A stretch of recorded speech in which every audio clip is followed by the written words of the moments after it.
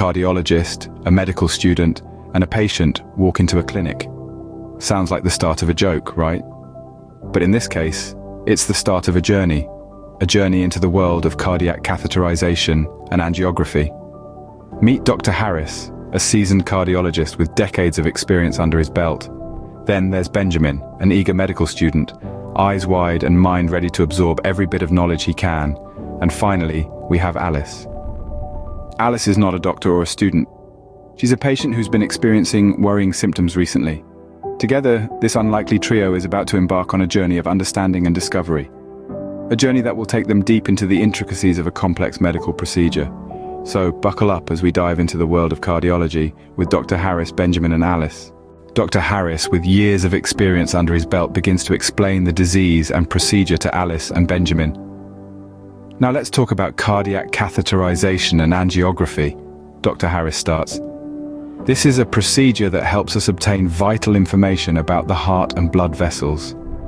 Like most medical procedures, it carries certain risks: vascular injury, renal failure, stroke, and myocardial infarction, to name a few. The mortality rate, however, is quite low, ranging between 1/10 to 0.2%.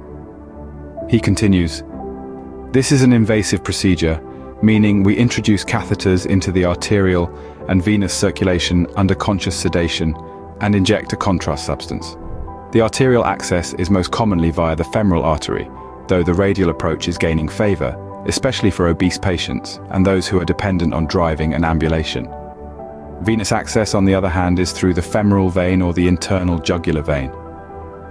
Dr. Harris then goes on to explain that it's a same-day procedure as an outpatient, with certain pre-hospitalization indications such as anticoagulation, renal failure, diabetes, and a contrast allergy. The catheterization procedure allows us to directly measure intracardiac pressures, transvalvular and mean peak pressure gradients, valve areas, cardiac output, shunt data, oxygen saturations, and visualize coronary arteries, cardiac chambers, and great vessels. Dr. Harris further clarifies, angiography can provide valuable information regarding lesion severity, complexity, location, and prognosis. However, it's contraindicated in severe renal failure due to contrast agent toxicity, hence the importance of checking renal status. He also touches upon right and left heart catheterization, explaining how they record different pressure values and measure cardiac output.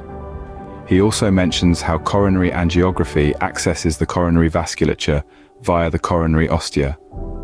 As Dr. Harris wraps up his explanation, both Benjamin and Alice feel more enlightened about the procedure. His voice is steady, his explanation clear and to the point, making a complex procedure much easier to grasp. With the basics covered, Dr. Harris takes a deeper dive into the procedure, explaining the different types of catheterizations. He starts off with right heart catheterization, also known as the Swan-Ganz catheter procedure. Here, right atrial, right ventricular, and pulmonary artery pressures are recorded. He delves into the importance of the pulmonary capillary wedge pressure, obtained by advancing the catheter to wedge in the distal pulmonary artery. This method records pressure measured from the pulmonary venous system and, in the absence of pulmonary venous disease, reflects left atrial pressure. Moving on, Dr. Harris explains the left heart catheterization procedure. Here, systolic and end-diastolic pressure tracings are recorded. It's also possible to assess the left ventricular size, wall motion, and ejection fraction by injecting contrast into the left ventricle via femoral or radial artery catheterization. He emphasizes the role of cardiac output, which can be measured by the Fick oxygen method or the indicator dilution method. To round off the topic, Dr. Harris introduces Alice to the concept of coronary angiography, a procedure in which the coronary vasculature is accessed via the coronary ostia. He points out that this procedure is contraindicated in severe renal failure due to the potential toxicity of the contrast agent. Therefore, checking renal status is a crucial part of the pre-procedure preparations. Dr. Harris's detailed explanation helps Alice understand that these procedures are not as daunting as they may initially seem. They are guided by meticulous protocols and are designed to provide precise and valuable information about her heart's condition. This information, in turn, guides the best course of treatment, tailored specifically to her needs. With a thorough understanding of the procedure, Alice feels more prepared for what's to come. She appreciates the depth of knowledge and expertise that Dr. Harris brings to the table. This deeper dive into the procedure not only demystifies it, but also reassures Alice that she's in capable hands. Scene script. Dr. Harris moves on to discuss the diagnostic aspects of the procedure.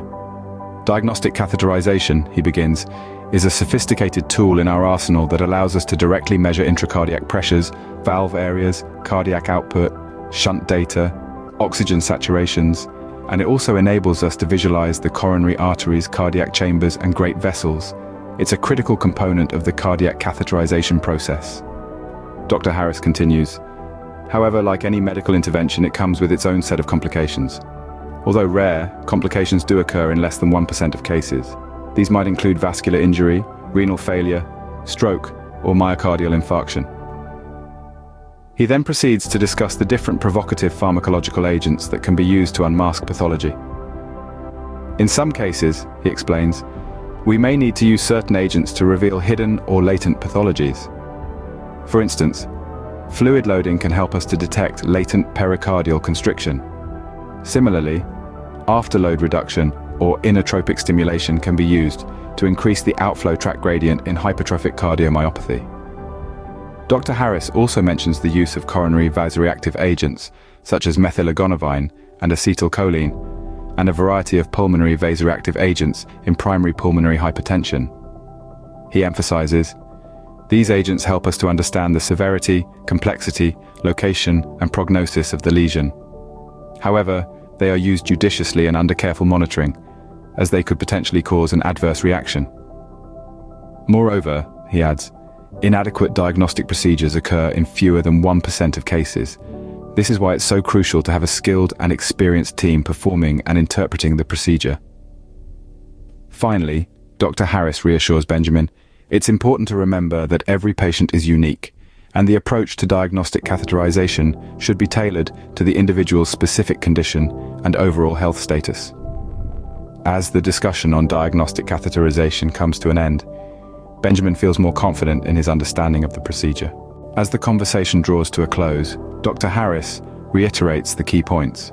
He underscores the multifaceted nature of cardiac catheterization and angiography, a procedure that allows direct measurement of intracardiac pressures, valve areas, cardiac output, and more. He stresses the importance of understanding the risks involved, such as vascular injury, renal failure, stroke, and even a minimal mortality risk. The procedure, while invasive, is typically an outpatient same-day procedure, with the arterial access most commonly through the femoral artery. Renal status is vital due to the potential toxicity of the contrast agent used. Dr. Harris also highlights the significance of diagnostic catheterization, a critical aspect that aids in unmasking latent pathologies, with complications occurring in less than 1% of cases. In conclusion, he emphasizes that every patient is unique, requiring a thorough, individualized consultation with a professional. With a final word of advice from Dr. Harris, Alice, Benjamin, and our audience, step out of the clinic, better informed and prepared for the world of cardiac catheterization and angiography.